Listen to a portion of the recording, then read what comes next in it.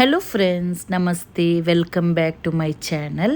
ಇವತ್ತು ನಾನು ನಿಮಗೆ ಮಟನ್ ಸುಕ್ಕ ಡ್ರೈ ಆಗಿ ಮುಸ್ಲಿಂ ಸ್ಟೈಲಲ್ಲಿ ಹೇಗೆ ಮಾಡೋದು ಅಂತ ತೋರಿಸ್ತೇನೆ.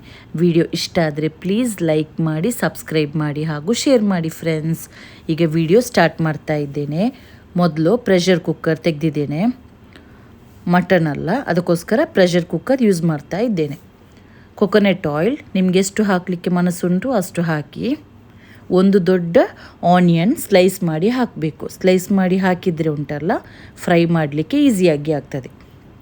ಆನಿಯನ್ ಸ್ವಲ್ಪ ಲೈಟ್ ಗೋಲ್ಡನ್ ಬ್ರೌನ್ ಆಗುವವರೆಗೆ ಫ್ರೈ ಮಾಡಬೇಕು. 1 ಟೇಬಲ್ ಸ್ಪೂನ್ ಶುಂಠಿ ಬೆಳ್ಳುಳ್ಳಿ ಪೇಸ್ಟ್ ಹಾಕಿ ಹಸಿ ವಾಸನೆ ಎಲ್ಲ ಹೋಗುವವರೆಗೆ ಫ್ರೈ ಮಾಡಬೇಕು. ಹಸಿಮೆಣಸಿನ್ಕಾಯಿ 2 ಸಣ್ಣದಾಗಿ ಕಟ್ ಮಾಡಿ ಕೂಡ ಹಾಕ್ಬೋದು. ಸ್ವಲ್ಪ ಹೊತ್ತು ಫ್ರೈ ಮಾಡಿ. ಅರ್ಧ ಟೀ ಸ್ಪೂನ್ ಅರಿಶಿನ ಹುಡಿ.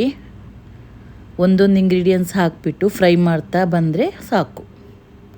ಒಂದು ದೊಡ್ಡ ಟೊಮ್ಯಾಟೊ ಸಣ್ಣದಾಗಿ ಕಟ್ ಮಾಡಿ ಹಾಕಿದ್ದೇನೆ.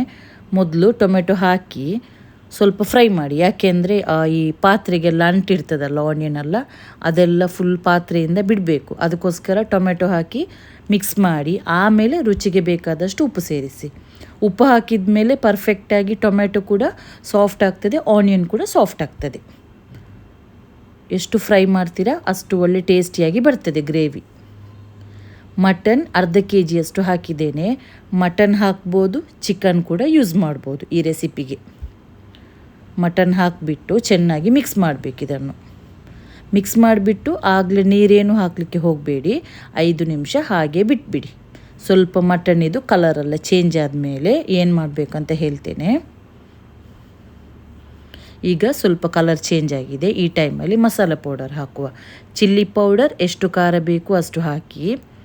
ಅರ್ಧ ಟೇಬಲ್ ಸ್ಪೂನ್ ಬಡಸೊಪ್ಪು ಪೌಡರ್, 1 ಟೇಬಲ್ ಸ್ಪೂನ್ ಕೊತ್ತಂಬರಿ ಪೌಡರ್, ಅರ್ಧ tablespoon garam masala powder, 2 tablespoon meat masala powder. ಇಷ್ಟನ್ನು ಸೇರಿಸಿ ಚೆನ್ನಾಗಿ ಮಿಕ್ಸ್ ಮಾಡಬೇಕು. ಮಿಕ್ಸ್ ಮಾಡಿಬಿಟ್ಟು 2-3 ಮಿನಿಟ್ ಹಾಗೆ ಬಿಡಬೇಕು. ಆಮೇಲೆ 1 ಗ್ಲಾಸಷ್ಟು ನೀರು ಸೇರಿಸಿ ಮೀಟನ್ನು ಬೇಯಲಿಕ್ಕೆ ಬಿಡಬೇಕು. ಜಾಸ್ತಿ ನೀರು ಹಾಕಲಿಕ್ಕೆ ಹೋಗಬೇಡಿ. ನಮಗೆ ಇದು ಜಾಸ್ತಿ ಗ್ರೇವಿಯಾಗಿ ಬರಬಾರ್ದು, ಸ್ವಲ್ಪ ಡ್ರೈ ಗ್ರೇವಿಯಾಗಿ ಬರಬೇಕು. ಅದಕ್ಕೋಸ್ಕರ ಒಂದು ಅರ್ಧ ಗ್ಲಾಸ್ ಆದರೂ ಪರವಾಗಿಲ್ಲ, ಅಷ್ಟು ನೀರು ಸೇರಿಸಿ ಚೆನ್ನಾಗಿ ಮಿಕ್ಸ್ ಮಾಡಿ ಉಂಟಲ್ಲ, ವಿಸಿಲ್ ಬರಲಿಕ್ಕೆ ಬಿಟ್ಬಿಡಿ. ಮಟನ್ ಬೇಯಲಿಕ್ಕೆ ಎಷ್ಟು ವಿಸಿಲ್ ಬೇಕು ಅಷ್ಟು ವಿಸಿಲ್ ಬರಲಿ. ಈಗ ಇಲ್ಲಿ ಮಟನ್ ಉಂಟಲ್ಲ ಬಾಯ್ಲ್ ಆಗಿ ಕರೆಕ್ಟಾಗಿ ಬೆಂದಿದೆ. ಈಗ ನಾನು ನಿಮಗೆ ತೋರಿಸ್ತೇನೆ ನೋಡಿ. ಇದರಲ್ಲಿ ಸ್ವಲ್ಪ ಗ್ರೇವಿ ಜಾಸ್ತಿನೇ ಉಂಟು. ಅದಕ್ಕೆ ಏನು ಮಾಡಬೇಕಂತ ಹೇಳ್ತೇನೆ. ಒಂದು ಬೇರೆ ಪಾತ್ರೆ ತೆಗೆದು ಕೊಕೊನೆಟ್ ಆಯಿಲ್ ಹಾಕ್ತಾ ಇದ್ದೇನೆ. ಎಷ್ಟು ಆಯಿಲ್ ಬೇಕು ಅಷ್ಟು ಯೂಸ್ ಮಾಡಿ.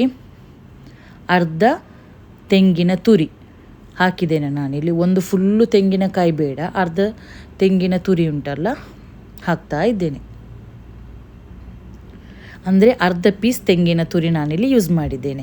ಲೈಟ್ ಗೋಲ್ಡನ್ ಬ್ರೌನ್ ಆಗುವವರೆಗೆ ರೋಸ್ಟ್ ಮಾಡಬೇಕು.